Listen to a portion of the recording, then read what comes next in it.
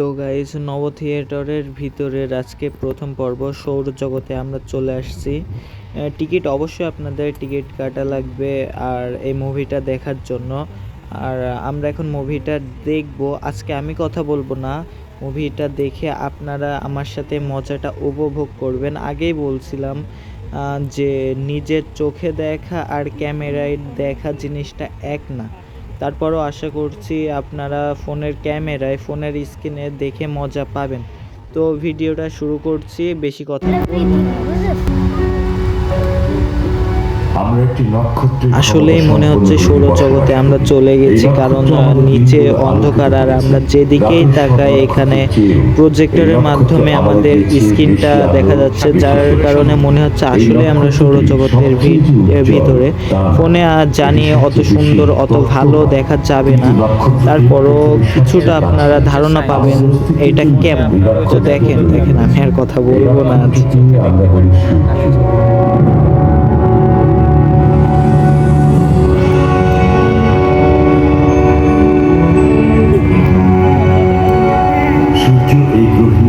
আমাদের জীবনকে কিভাবে সম্ভব করেছে তা খুব সহজেই দেখা যায়।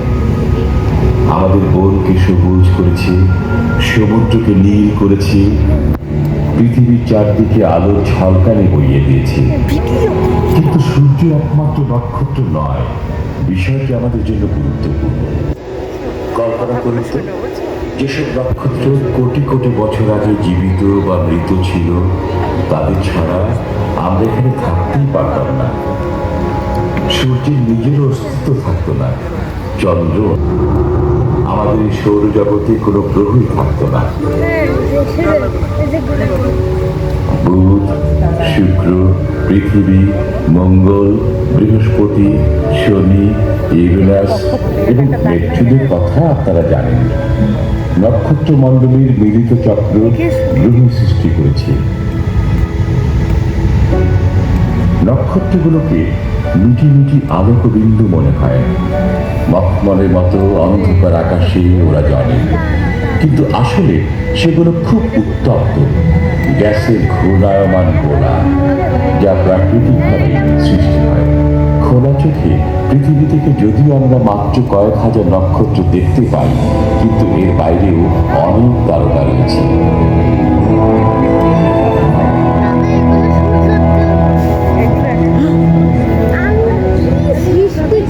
সম্প্রতি বিজ্ঞানীরা বিশ্ব ব্রহ্মাণ্ডে 3টি মাত্রা নিরূপণ করেছেন।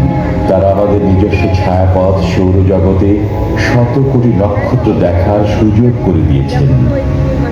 সৌরজগতের নিচে বিশ্ব ব্রহ্মাণ্ড, আমাদের চারপাশে যা দেখা যায় তার জন্য নক্ষত্রগুলো কি কোনো ভূমিকা আছে? নিচে তাকায় দেখো, মনে হচ্ছে এটা উঠে যাচ্ছে না।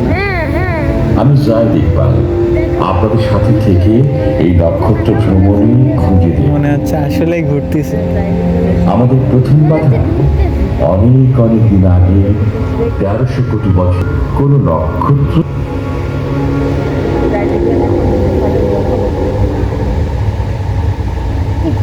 কেবল ঘন পদার্থের অদৃশ্য কোনো বস্তু ছিল এবং এর মধ্যে ছিল হাইড্রোজেন ও হিলিয়াম গ্যাস।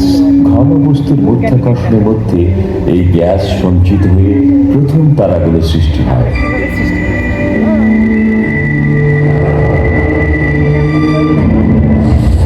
কিন্তু এই তারাগুলো দীর্ঘস্থায়ী ছিল না, সেগুলো ছিল অনেক বড়।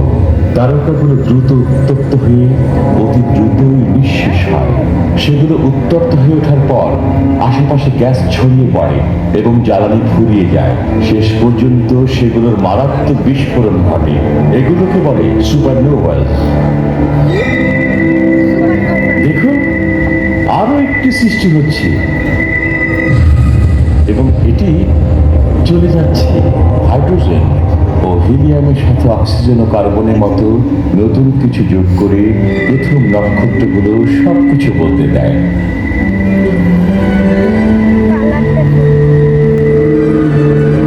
পরে সুপারনোভাস বিস্ফোরিত হয়ে মহাশূন্যে নতুন নক্ষত্র ও গ্রহ আগমনের উপাদান ছড়ায়। নষ্ট হয়ে গেল। শুনতে অবিশ্বাস্য মনে হলো সত্যি যে প্রায় 1300 কোটি বছর আগে সর্বপ্রথম নক্ষত্র সৃষ্টি হয়েছে। আপনার শরীরে রয়েছে এই নক্ষত্রের প্রায় 1 চামচ শক্তি।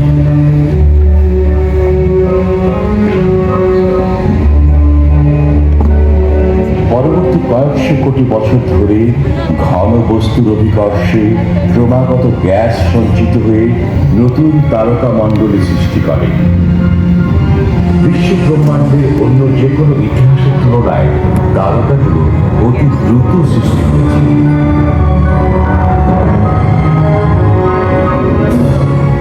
জীবন ও পৃথিবী সৃষ্টির প্রয়োজনে এই তারকাগুলো অনেক বস্তু পুড়িয়ে ফেলে।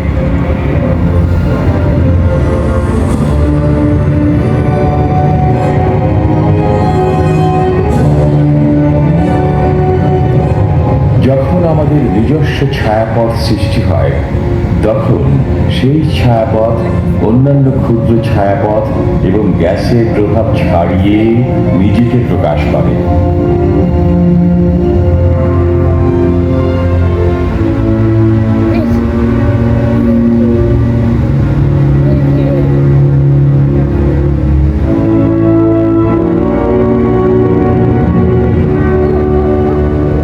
কোটি বছর আগে গ্যাসের মেঘাচ্ছন্ন আবরণ এবং ধূলিকণার ভেতরে ছায়াপথে ঘটে একটি বিশেষ ঘটনা। সৃষ্টি হয় আমাদের সূর্য। কেবল সূর্য নয়, অন্য তারার মতোই নক্ষত্রমণ্ডলের একটি শক্তিশালী বা গুচ্ছ সমন্বয়ে সূর্য সৃষ্টি হয়। সূর্যের সমন্বিত গুচ্ছের উজ্জ্বলতম ক্ষুদ্র নক্ষত্রগুলো মেঘের মধ্যে সৃষ্টির পরপরই আলোকিত ও উত্তপ্ত হয়ে ওঠে। আমরা দ্রুত এগিয়ে গেলে দেখব এসব উজ্জ্বল নক্ষত্র আলোর তীব্রতায় মেঘ সরিয়ে নিজেরাই জ্বলতে থাকে। উজ্জ্বল নক্ষত্রগুলো ব্যাপক আর উত্তপ্ত বলে সেগুলো অত্যন্ত জ্বলজ্বলে। ভর নির্ভর করে কি পরিমাণ বস্তু সেখানে রয়েছে। উজ্জ্বলতম বৃহৎ নক্ষত্রগুলো নীল বর্ণের, ক্ষুদ্র নক্ষত্রটি লাল। মাঝখানে আছে আমাদের সূর্যের মতো হলুদ নক্ষত্ররাজি।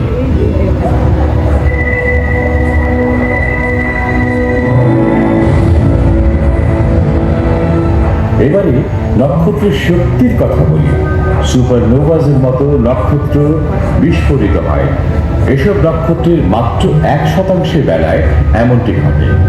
মহাশূন্যে নক্ষত্রগুলো বিলুপ্ত হওয়ার আগে কক্ষপথে গুচ্ছাকৃতিভাবে ছড়িয়ে থাকে, কিন্তু কখনো একা থাকে না।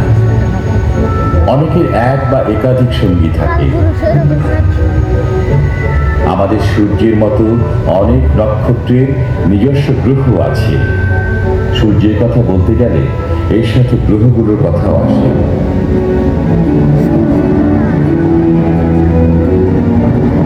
আমরা নক্ষত্রমণ্ডলীর সৃষ্টি রহস্য দেখেছি, যা এই গ্রহগুলোর সৃষ্টিতে সাহায্য করেছে।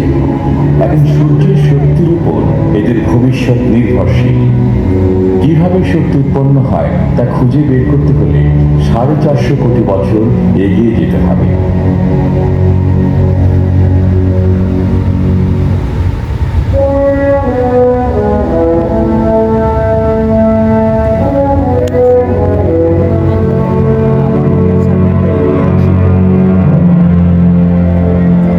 আমাদের তারাগুলোর দিকে চেয়ে বোঝার উপায় নেই যে এগুলো কিভাবে কাজ করে।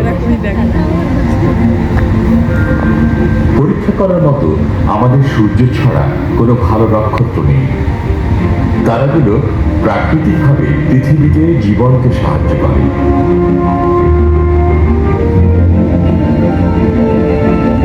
পৃথিবীর অনতি দূরে সূর্যের কক্ষপথের 3টি উপগ্রহ থেকে ছবিগুলো নেওয়া হয়েছে। এখানে সূর্যের বাইরের পরিবেশ দেখা যাচ্ছে, এর নাম করোনা। বাইরের ধাপগুলো ক্রমাগত সৌর হাওয়ায় মিলে গেছে।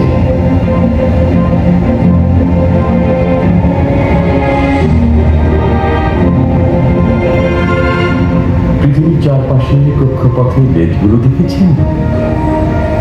ওরা উপগ্রহের পথ দেখায়। এতে কয়েকটি সূর্যের খেয়াল রাখে, কয়েকটি আবহাওয়া বা টেলিভিশন সম্প্রচার ও জিপিএস সংকেতের দিকে নজর দেয়।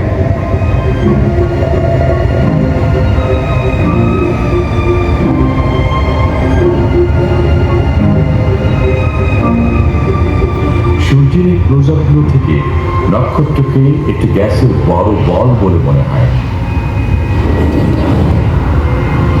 এই উজ্জ্বল বৃত্তগুলো সৌরঝড়।